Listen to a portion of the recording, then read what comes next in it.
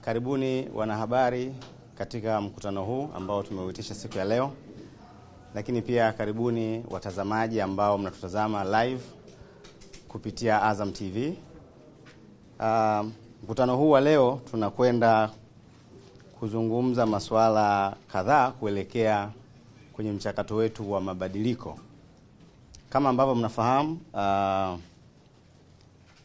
tangu tumeanza mchakato huu wa mabadiliko kumekuwa kuna process mbalimbali ambazo zinaendelea, na baada ya wanachama kuridhia mabadiliko ya uendeshaji wa klabu yao, mabadiliko ya mfumo wa uendeshaji wa klabu yao kwa kupitisha mabadiliko ya katiba mwezi Juni mwaka jana, kuna michakato ambayo sasa ilikuwa ninaenda kukamilisha zoezi lenyewe la mabadiliko. Zoezi ambalo tumekuwa nalo kwa kipindi cha sasa hivi ni la usajili wa wanachama katika mfumo wa kidigitali. Kwa sababu wanachama wa Yanga kwa pamoja tuliridhia kwamba klabu ya Yanga itaendelea kuwa mali ya wanachama, itaendelea kuwa chini ya wanachama.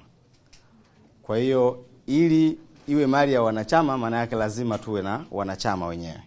Kwa hiyo tumekuwa na zoezi la uandikishaji wanachama, na kama mtakumbuka tulitoa taarifa miezi miwili iliyopita, taarifa ambayo ilitaka kuelezea namna ya utii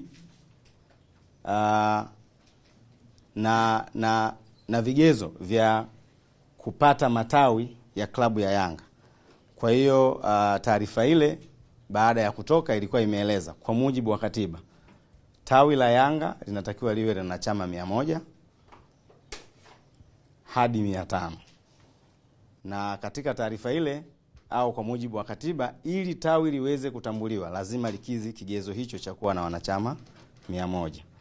Na likishakuwa na wanachama 100, katika hao 100 maana yake klabu ya Yanga itatoa certificate kwa tawi ili tawi sasa liweze kuendelea na mchakato wa kupata viongozi kuelekea kwenye mkutano mkuu wa klabu ya Yanga. Na hapa katikati, kama mnakumbuka, tulitangaza kamati ya uchaguzi ya klabu ya Yanga ambayo ndo inaratibu zoezi zima la kwanza kuhakiki na kutambua yale matawi, lakini pia kutoa mwongozo kuelekea kwenye uchaguzi wa matawi, lakini pia uchaguzi mkuu wa klabu ya Yanga ili kukamilisha ile process yetu ya mabadiliko. Hapo kabla tulikuwa tunazungumza, nawaambia kwamba tunakwenda taratibu lakini kwa uhakika zaidi. Hatutaki kwenda haraka haraka alafu baadaye mambo yawe sio mazuri.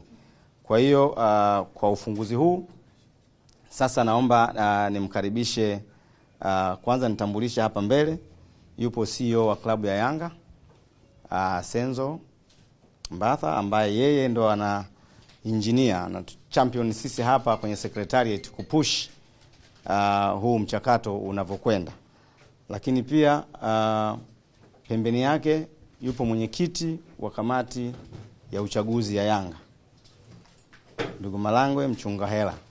Wengi tunamfahamu, labda kwa kuwa waandishi siku hizi hatutembelee zile ofisi za serikali, lakini ndio alikuwa msajili wa vyama. Kwa hiyo wakati process nyingi za usajili wa vyama na klabu za michezo, sisi waandishi wa zamani tulikuwa tukitembea tunakutana na hawa watu kwa ukaribu zaidi.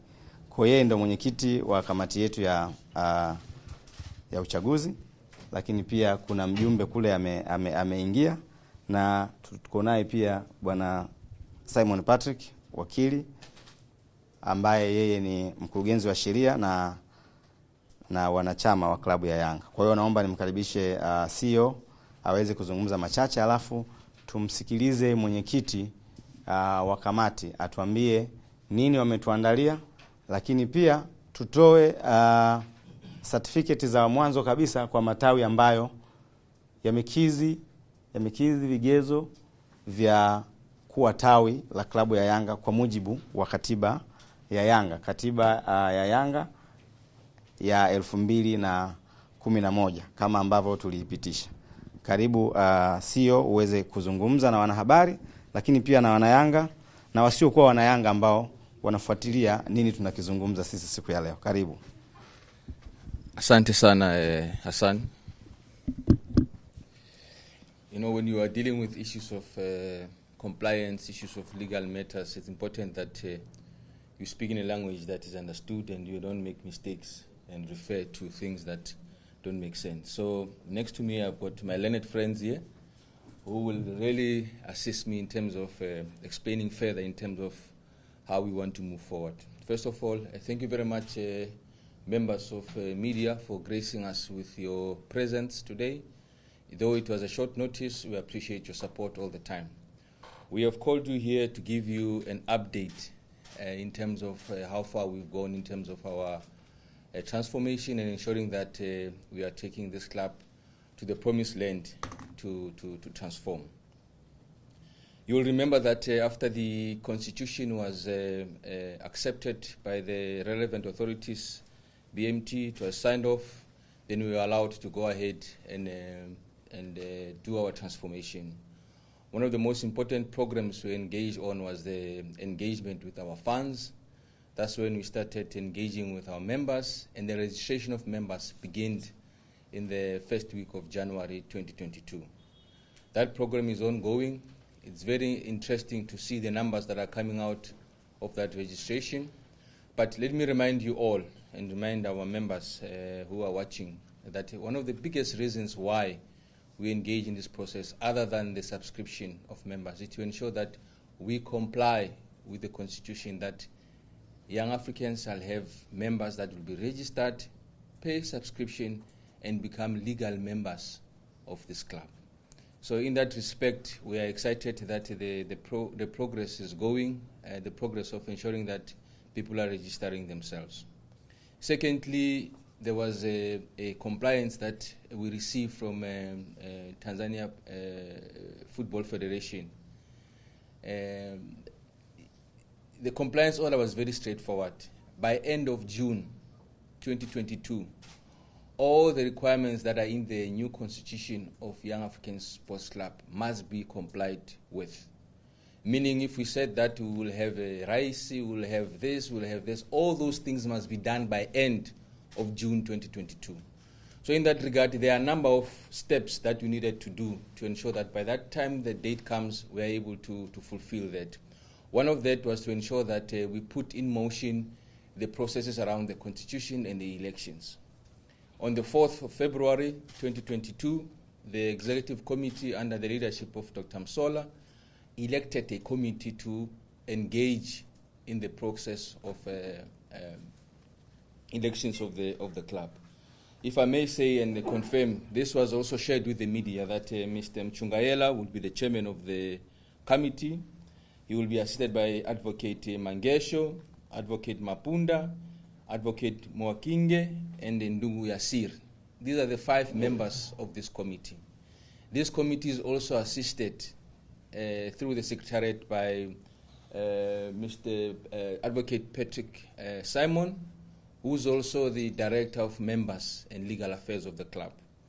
And the CEO of the club is a permanent secretary of this committee. So this is an independent committee that is responsible to ensure that we get to the 30th of June without any hassles. So Chairman Mchungayela is here to give us his mchakato and his committee in terms of how we're going to get to a process where we are able to say these are our new members, this is a new way of doing things at the club before the end of June 2022. Let me also make mention that these processes are not meant to have any disturbances in terms of how the club is being managed. These are the legal compliance that we need to adhere to so that we get to the final day. So as Hassan has mentioned, one of the things we will do today is to issue the certificates of compliance. So the branches that have reached the requirements to say you must have 100 members plus. So I'm very excited that today we'll be presenting 5 certificates, and the rest of the certificates will be available to all the complying branches, and they will be sent. And those that can come and pick up, they will pick up. And I know that there's a big question about the rest of the cards for our members. This very exciting news I have as well. We will announce that before the end of the conference. Mr. Mchungaela, Dr. Advocate, protocol is observed. Let me hand over the session to you so that you can take us through and let the members and friends understand exactly what is your committee busy with. Karibu. Asante. Asante sana. Habari za mchana wanahabari. Tunamshukuru Mwenyezi Mungu kwa kutujalia afya njema na kutukutanisha hapa pamoja. Lakini hatuna mambo mengi sana na CEO ameshaongea mwanzoni utangulizi. Kwa hiyo mimi nitaendelea hapo alipoachia yeye. Kama alivyogusia awali, anasema kumekuwa na mabadiliko ya katiba. Na unapozungumza mabadiliko ya katiba maana yake kuna mabadiliko ya mfumo wa uongozi yanakuja. Ndio maana yake. Kwa hiyo maana yake tutakwenda kwenye uchaguzi. Ukibadilisha mfumo maana yake unakuja na aina mpya ya uongozi, ya mfumo wa uongozi. Kwa hiyo katiba kama mnavyofahamu ilishapitishwa kwenye mkutano mkuu na msajili wa vyama vya michezo naye alishaipitisha. TFF nao ndio wenye dhamana ya soka wametupa muda wa kucomply ambao ndio mwisho mwezi wa 6 tumeshafanya uchaguzi. Sasa katiba yenyewe ya Yanga sasa kuna mabadiliko kidogo kwenye mfumo wa kupiga kura kwenye mkutano mkuu pale tunapotaka kwenda kuchagua rais, makamu wa rais na wajumbe. Zamani tulikuwa tunakuja wanachama wote wanapiga kura, tunaondoka. Yaani anayetaka anakuja, si wote walikuwa kuhudhuria, wanapiga wanaondoka. Lakini sasa tumebadilisha mfumo. Utaanza uchaguzi wa matawi. Kwenye matawi kule kuna nafasi ambazo watu watazigombea. Nafasi zenyewe zifuatazo. Tutachagua mwenyekiti, makamu mwenyekiti, katibu msaidizi, mweka hazina na wajumbe 4. Hiyo ni kwa mujibu wa katiba ibara ya 62, ibara ndogo ya 3 ya katiba ya Yanga. Alafu ibara ya 17 ya Yanga inasema kutoka kwenye tawi sasa atakuja mwenyekiti, katibu, mweka hazina wa tawi na wajumbe 2, mmoja wapo akiwa mwanamke kama yupo. Watakuja kupiga kura kuchagua viongozi wa juu wa club. Kwa hiyo lazima sasa tuanze na uchaguzi wa matawi, alafu tunakuja kwenye uchaguzi wa taifa. Hivyo basi kamati imekaa na ikaandaa utaratibu sasa wa uchaguzi wa matawi, na hivi leo tunatangaza rasmi kwamba matawi tumeandalia muongozo wa uchaguzi ambao nyinyi mtauona, lakini anatakiwa kuanza uchaguzi wake. Matawi ambayo yamecomply yatapata certificate hivi vyeti, yataanza tarehe 18 Machi, waanze kufanya uchaguzi wao mpaka mwisho wa mwezi wa Aprili. Watakuwa wameshamaliza. Baada ya hapo tutakuwa tunasubiri mchakato wa kwenda juu, wa kwenda kwenye mkutano mkuu tuchague rais, makamu wa rais na wajumbe wa kamati ya utendaji ya Yanga. Kwa hiyo sifa za matawi, katiba inasema kila tawi lazima liwe na wanachama at least 100. Mkishakuwa wanachama 100, sasa nyinyi mnapata cheti kutoka Yanga, mnatambulika kama hili ni tawi. Kama hamjafika 100, basi muhimizane mfike. Mkiona hamfiki, basi kuna matawi yale ambayo yatakuwa hayajitimiza hiyo vigezo, yanaweza yakaungana likawa tawi moja. Mnavunja tawi moja, yani mawili mnaweka linakuwa moja. Mnafika 100, mna comply, mnapata cheti, mnaendelea. Na wala wasisite kufanya hivyo. Yanga ni moja. Kwa hiyo ndio hivyo. Na nafasi nimeshazitangaza tayari. Sifa za wagombea ni za kawaida tu kwenye matawi. Kwamba unatakiwa kuwa mwanachama wa Yanga, Mtanzania, unajua kusoma na kuandika, una uzoefu katika mambo ya uongozi wa mpira wa miaka 2, usiwe na kumbukumbu ya mambo ya uhalifu, na uwe na umri wa miaka 25. Basi zingine ni za kawaida ambazo nyinyi mtaziona kwenye mwongozo tutakuwa tumezitoa. Yeah. Fomu ya kugombea kule matawini. Kwa mwenyekiti atalipa shilingi 30,000, fomu itagharamia 30,000. Makamu naye ni 30,000. Mweka hazina 20,000. Katibu msaidizi naye ni 20,000. Na mweka hazina umetaja mweka hazina mweka hazina 30,000 na wajumbe wale ni 15,000. Pesa hizo zitakuwa huko kwenye matawi yao, watazideposit huko, watafanyia shughuli zao huko kwenye matawi, wala zitakuja makao makuu.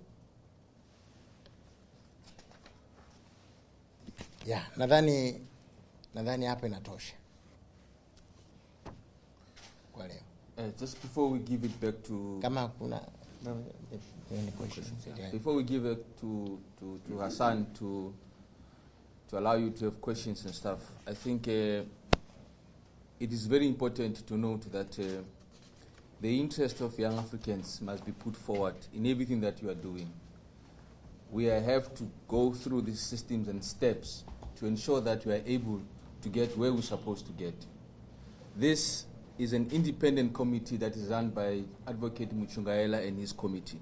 And they are entrusted with the process of ensuring that everything is done above board and according to the requirements and regulations as provided. And I'm sure that we'll find a way that our branches will get this mwongozo and ensure that everybody complies. There will be a number of questions that will come from you. So my suggestion from me, Hassan, is that we I don't know if we take the questions first or we do the certificates first. You can advise us as a chairman. Question. Certificate first, then we go to the questions. Nataka question. Matawi si ceremony. Ndio mwisho. Maswali.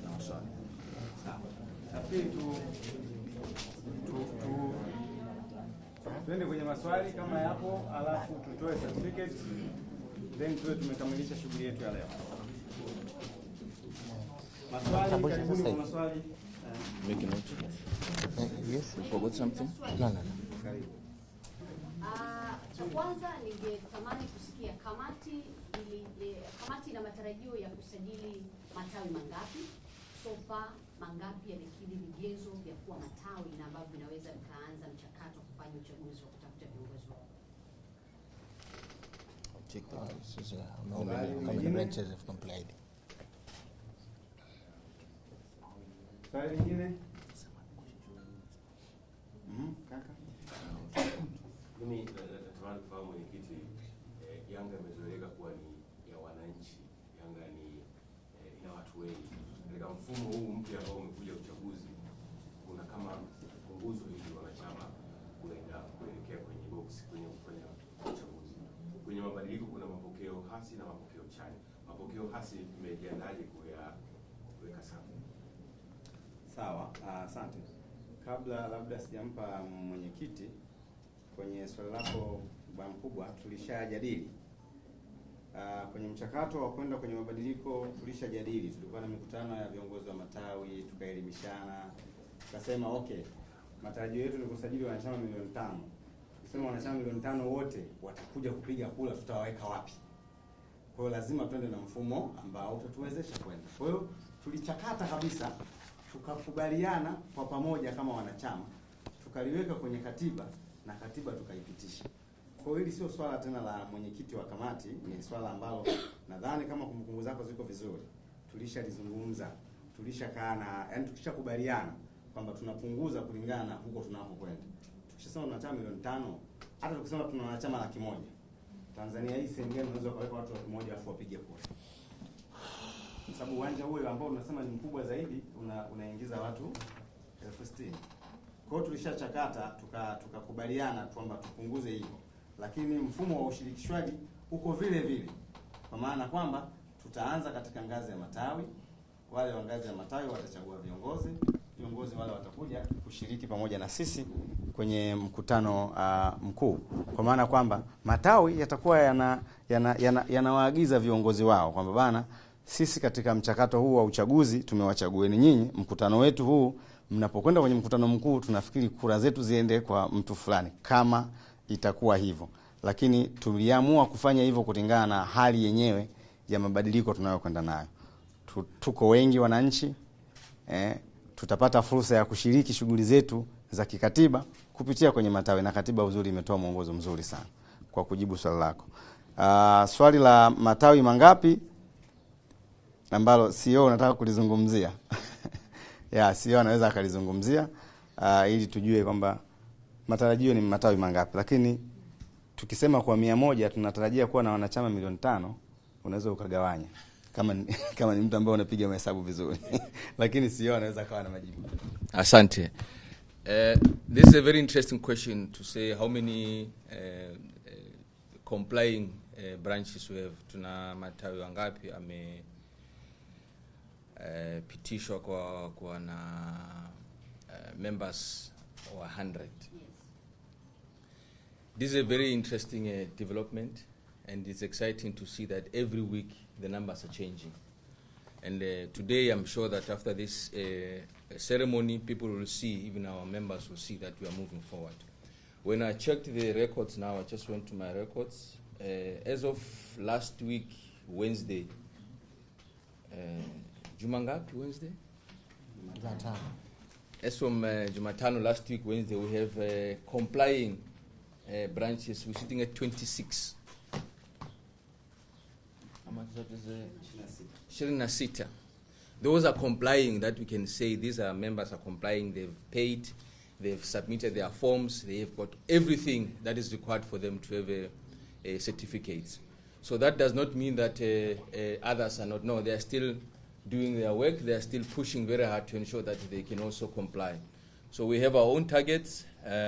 Each and every week, Mwenyekiti will be announcing these developments, and hopefully our numbers will improve. I can confirm again that currently we have 26 complying branches countrywide. 30. Is that correct? Oh, the latest, mine was from Thursday last week. So the latest from Simon, we are sitting at 31. 31 complying branches. And the targets have how many branches? We have our own internal target. We don't want to create a confusion in the market. So we have our own targets. All we want to do is to ensure that all the members of this club are registered and are able to attend or be represented in the main uchaguzi wa 2022. Kwa kumalizia, kama nitapewa nafasi ya upendeleo, mwenyekiti, kuna mwenyekiti wa tawi anapaswa kuwa na vigezo vyote vya elimu ama yoyote ambaye anakidhi kwa mujibu wao tawi wanaweza kumpa nafasi ya kuwa kiongozi wao? Anajua kusoma na kuandika, akiwa mwanachama wa Yanga Tanzania, hana rekodi ya kosa la jinai mahakamani, anaruhusiwa kuwa mwenyekiti. Kuongezea swali hapo, anayetaka kuwa kiongozi wa ngazi za juu za klabu ya Yanga lazima apite huku chini kwenye matawi kama kiongozi, au from nowhere akiwa mwanachama wa Yanga anaweza kuwa? No, hapana, apite chini, lakini it's not from nowhere. Yes, a member. Yes, must be a member of Yanga. Ukiwa member tu unaweza. Hakuna vigezo vimewekwa. Kusoma kanuni za uchaguzi za members wa TFF, kuna vigezo vimewekwa pale. Lakini na sisi pia Yanga tuna vya kwetu vipo kwenye katiba. Kwa hiyo lazima vyote hivi viende kwa pamoja. Natamani naweza kujua vichache la kwa mfano. Utasoma kwenye katiba. Muongozo anakuambia usome. Katiba iko na inaeleza, na kanuni pia za uchaguzi zipo. Hope nyinyi waandishi wa habari wa michezo mnazipitia hizi kila wakati, na nitawapa.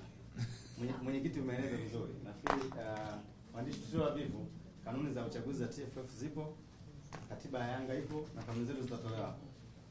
Mzipitie ili mjiridhishe na hivyo. Kwa sababu tukianza kusema kimoja wakati vimeandikwa, na nyinyi ndio waandishi ndio msomi, itakuwa lakini kwa wanachama wetu najua tutazigawa. Lakini na nyinyi mji update kwa kusoma katiba. Niwaambia katiba ya Yanga inauzwa shilingi 10,000.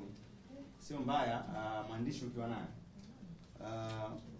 Ndugu mchunga hela, nakumbuka miaka 2000 waandishi tulikuwa tunakwenda kwenye duka la vitabu vya serikali, unanunua kwanza sera ya utamaduni, unanunua sera ya michezo, unasoma, alafu ndio unaweza kuanza kuhoji maofisa wa BMT kwa sababu upo kwenye nani. Kwa hata sisi hapa tunawekaje msome ili tunapowapa taarifa wanachama wetu basi ziwe sahihi. Tusiwe tunaruka ruka. Kuna swali lingine au tuendelee? Naona maswali yalikuwa mawili na haya ya nyongeza. Kuna lingine la mno swali kuhusiana na mchakato? Sasa naomba nimkaribishe Simon kwa ajili ya kumpa mwenyekiti aweze kuhand over vyeti, lakini viongozi tupite njia kidogo hapa, viongozi ili waweze kuwa wanapita kuja kuchukua hizi certificate zao.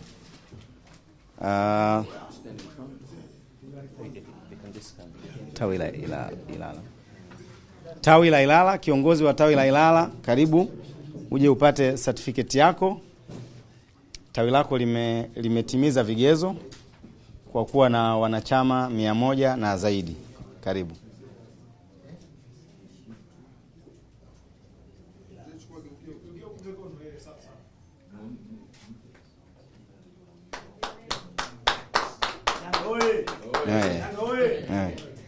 Asante.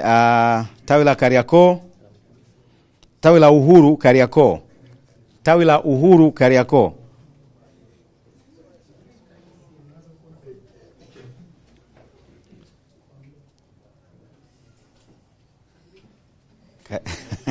Kaisi. Bora ni mwenyekiti au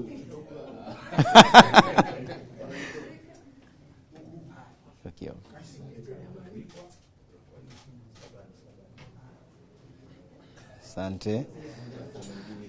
Tawi la Kariakoo. Kuna tawi la Uhuru Kariakoo na tawi la Kariakoo. maneno huu mwenyekiti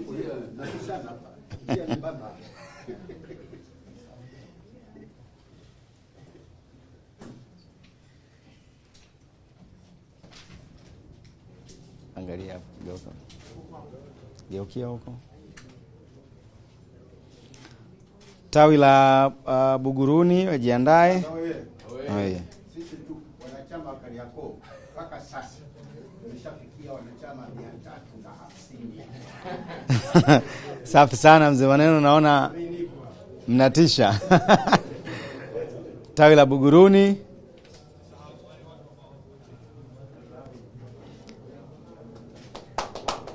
Karibu sana.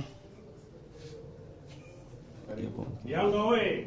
Oye. Buguruni oye. Oye. Tuko 177. Asante sana. Tawi la Kivule. Tawi la Kivule.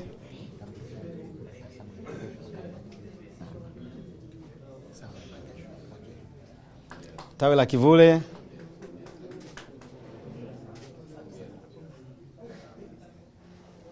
Asanteni sana. Kivule oye. Kivule naongoza jimbo la Konga, ndio tawi la kwanza. Asante sana na washukuru. Alitujoini wakili Samuel Mangesho ambaye ni makamu mwenyekiti wa kamati hii. Huwezi kuwa kuongoza kamati ya Yanga kama sio mwana Yanga. Kwa hiyo unaona hii kamati peke yake tu ina mawakili 5. Alafu ile kamati iliyopita ya mabadiliko ya katiba ilikuwa na mawakili 6 ambao hawajajirudia. Kwa ukijumlisha unaona tuna mawakili wengi. Kwa hiyo tuko vizuri. Yaani tukisema klabu za wasomi ziitwe Tanzania, basi Young Africans tutakuwa tunaongoza, tuna wasomi wa kila kada. Sasa pengine wengine wanasema tunatoa kadi, tumetoa certificate, tumeanza zoezi la usajili wa wanachama tangu mwanzoni mwa Januari kama ambavyo CEO alizungumza. Issue ya kadi imekuaje, zinatoka lini? Maswali yamekuwa mengi, na kama nilivyosema mwanzoni, mchakato wetu sisi tunaoendea taratibu lakini kwa uhakika. Kwa hiyo CEO ana update ya kadi za wanachama, kadi za kielektroniki, kadi za kisasa ambazo zitakuwa zinaendana na usasa wa klabu. Tuwakumbushe kwamba Young African Sports Club ndio klabu ya kwanza kufanya mabadiliko ya kweli ya mfumo wa uendeshaji ambayo tunayaendea. lakini pia ndo klabu ya kwanza kusajili wanachama katika mfumo wa kisasa kabisa wa kidigitali. Na ndo tunakwenda kuwa klabu ya kwanza kutoa kadi za kisasa ambazo zitatumika katika shughuli mbalimbali. Kadi ambazo zitakuwa ni wallet, zina wallet chip ndani yake. Mwanayanga hatapata sababu ya kuanza kuhangaika viwanjani.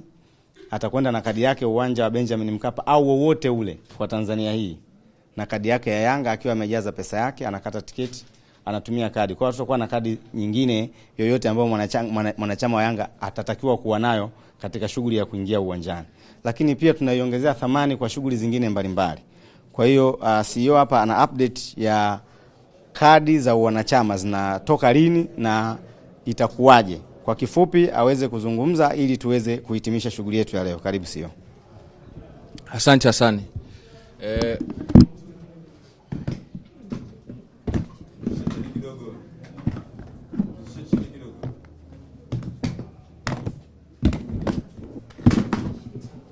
Sawa. Kidogo tulia kidogo.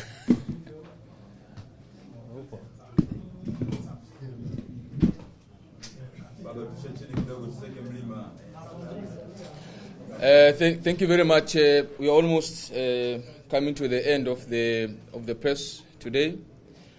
Let me just reiterate and emphasize that we encourage our members to continue registering through our registration programs. The reason we are doing this is because we want to afford them an opportunity to be part of this new dispensation going forward. We encourage our members to continue registering. We encourage you to continue making sure that you make the payments. Make sure that you, whenever KidNet and young Africans are coming to your areas, go and register so that we can continue and make sure that you are part of these changes. I know one of the biggest issue, even in the past, when I'm speaking to Simon and the colleagues, is that the issue of the card has always been issue, is delayed and all that. And our members have seen us going to Zanzibar in Parliament, issuing cards. We went to Dodoma as well, issued the cards, and they are asking, but what about the rest of us? I am proud to say that we received the consignment on Saturday evening. The cards are in the country. So the printing has started today. So by Wednesday, Juma, by Wednesday, we will start issuing the cards to all complying members of Young Africans. So the cards are in the country. As you know that we are procuring these from the East with all the requirements. So now the cards are in the country. We're just putting the names now to ensure that everybody gets his proper card. So the issue of worrying members, I'm telling you now, sitting in front of you, that the cards are in the country. From Wednesday, we'll start distributing the cards. I'm sure that everybody will be excited and happy with this development. And we look forward, please and please and please, let's continue registering. Hassan, you have a lot of work to do to ensure that we send a tarifa to all the members, ensure that everybody receives their cards on time. So again, let me thank you, Chairman, for this brief, and I hope that your committee will continue with great work, and we will get there by the end of June. Yes. Asante kwa kwangu. Tunashukuru sana waandishi wa habari na wale ambao walikuwa wanatufuatilia kupitia Azam TV. Tunawashukuru sana waandishi wa habari, lakini pia tunawashukuru sana wale ambao walikuwa wanatufuatilia kupitia Azam TV. Tumefikia mwisho, lakini swala la kadi kama ambavyo mmeambiwa kwamba kadi zimekwisha fika nchini na zinafanywa nani ya mwisho, zinawekwa majina. Kwa maana baada ya hapo Jumatano, maana yake kesho kutwa zitaanza kutolewa. Kwa hiyo wale wa mikoani wala asiwe na shida, utaratibu ni mzuri kabisa. Bunch za kadi zitafika kwenye maeneo yao na zitafika kwenye matawi yao. Kwa kila mwanachama pale alipojisajili kwenye tawi lake ndipo ambapo atakwenda kuchukua kadi yake. Hadi wakati mwingine, karibuni tena siku nyingine tutakapowaita waandishi wa habari.